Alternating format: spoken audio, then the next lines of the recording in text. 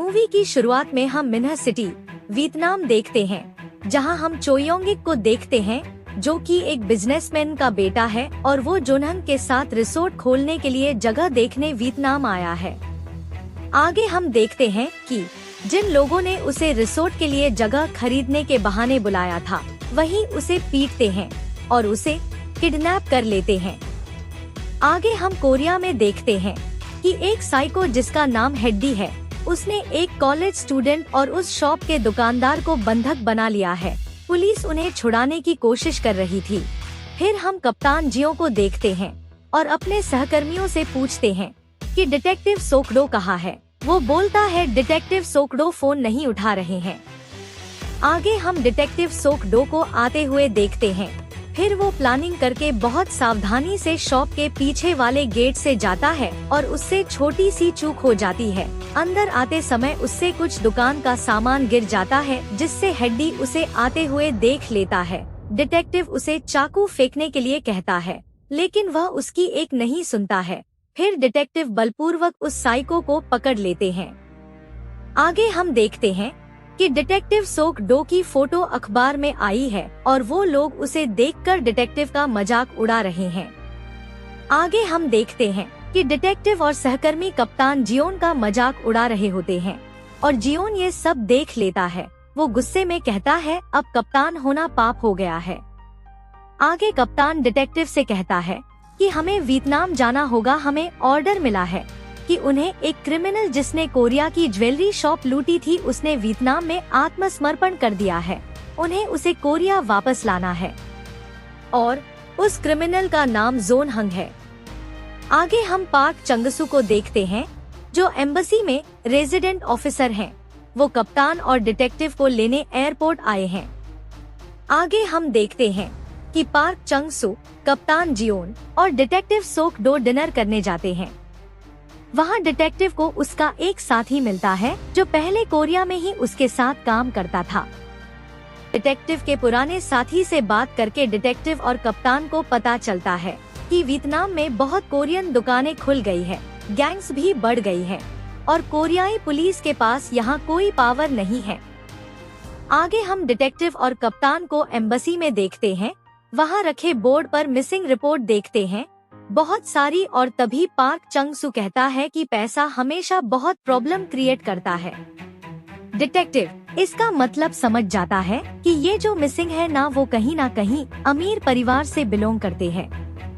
आगे हम देखते हैं कि डिटेक्टिव चंगसू से पूछता है कि आखिर जोनहंग सरेंडर क्यों कर रहा है। चंगसू कहता है शायद उसे अपनी गलती का एहसास हो गया हो।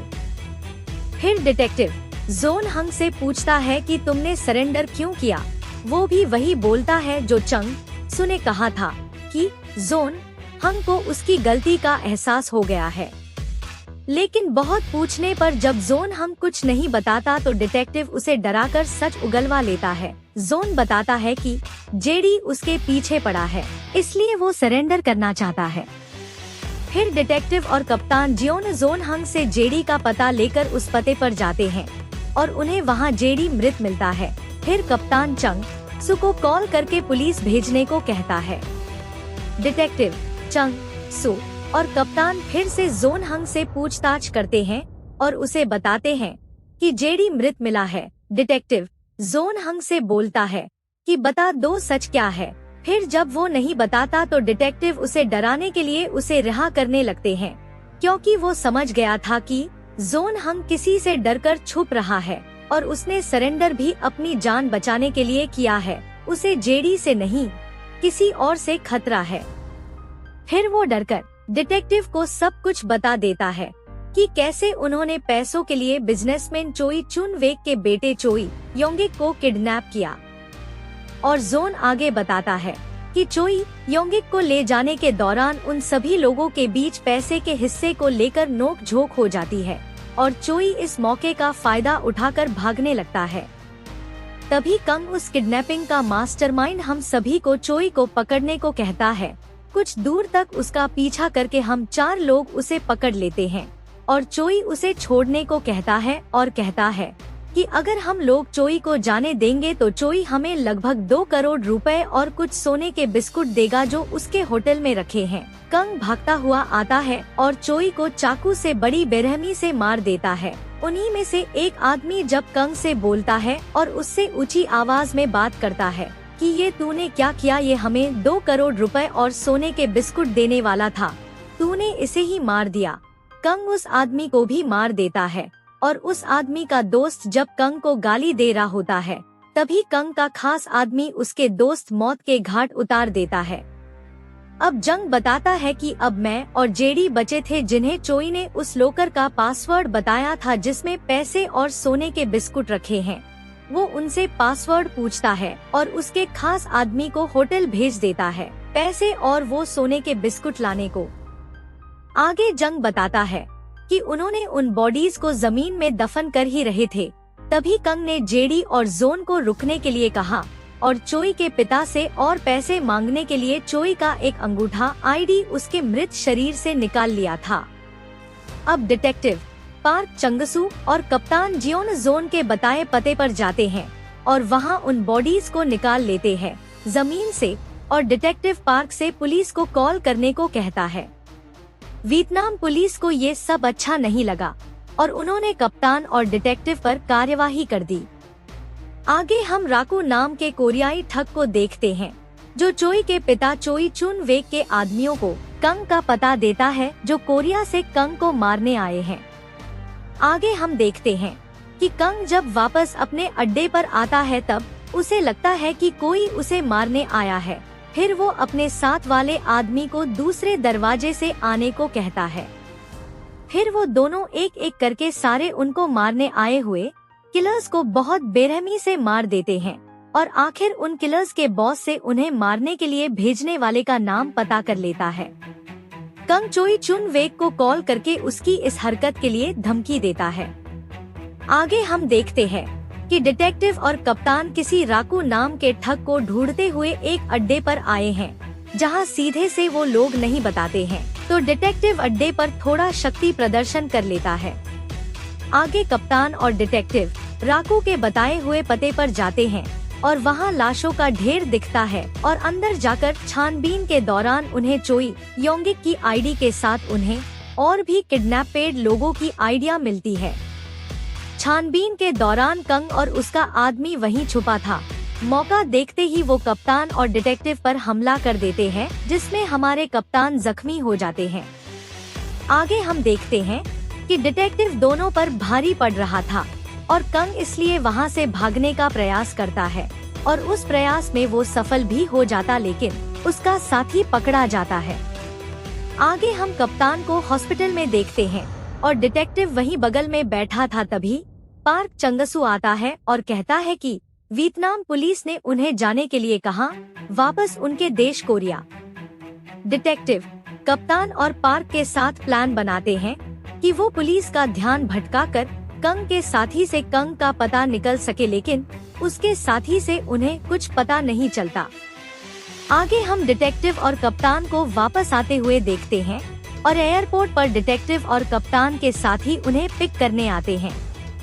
डिटेक्टिव को पता चलता है कि कंग तस्करी वाले सामान के साथ वियतनाम से कोरिया पहुंच गया है चोई चुनवेक से मिलने के लिए। इस बात का पता लगाने डिटेक्टिव और कप्तान गोंगपिंग पोर्ट कोरिया जाते हैं। जंग आईसू से मिलते हैं जो एक्सपोर्ट का सारा काम देखता है। वो डिटेक्टिव से अकड़ के बात करता है लेकिन डिटेक्टिव उसकी सारी अकड़ निकाल देता है।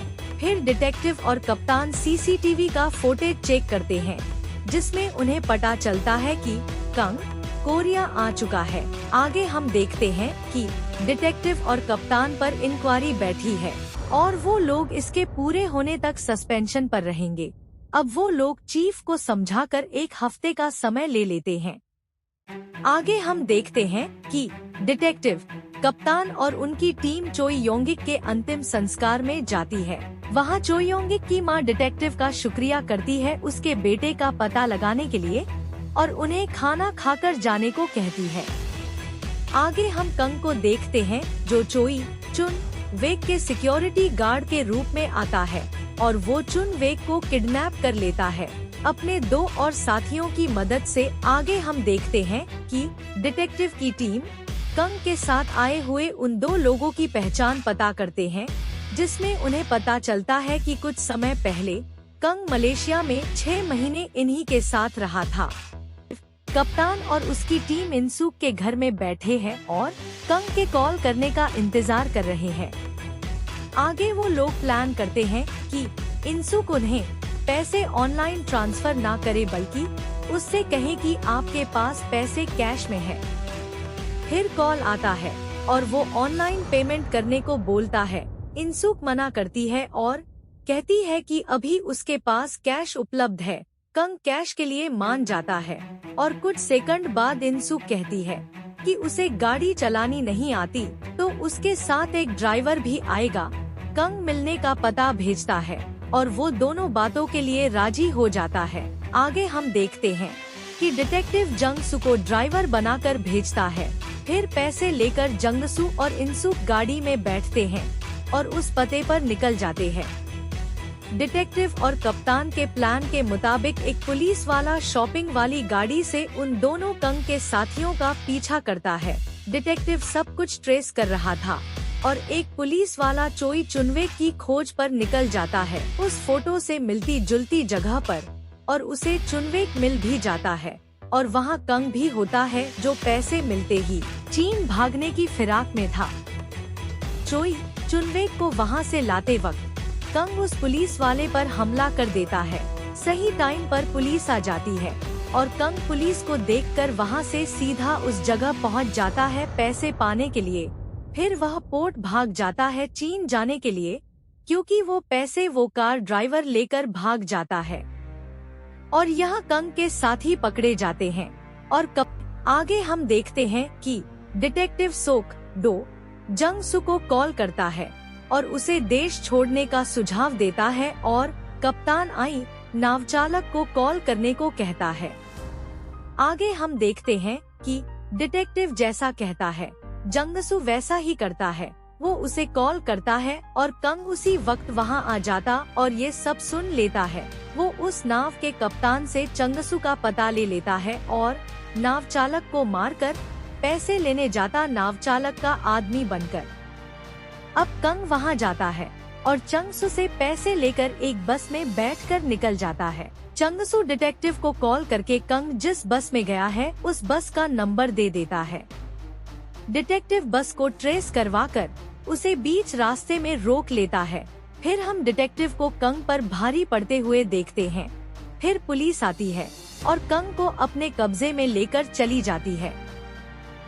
आई होप आपको हमारी एक्सप्लेनेशन अच्छी लगी होगी, तो प्लीज़ हमारे चैनल को सब्सक्राइब करें और वीडियो को लाइक और ज़्यादा से ज़्यादा कमेंट और शेयर करें।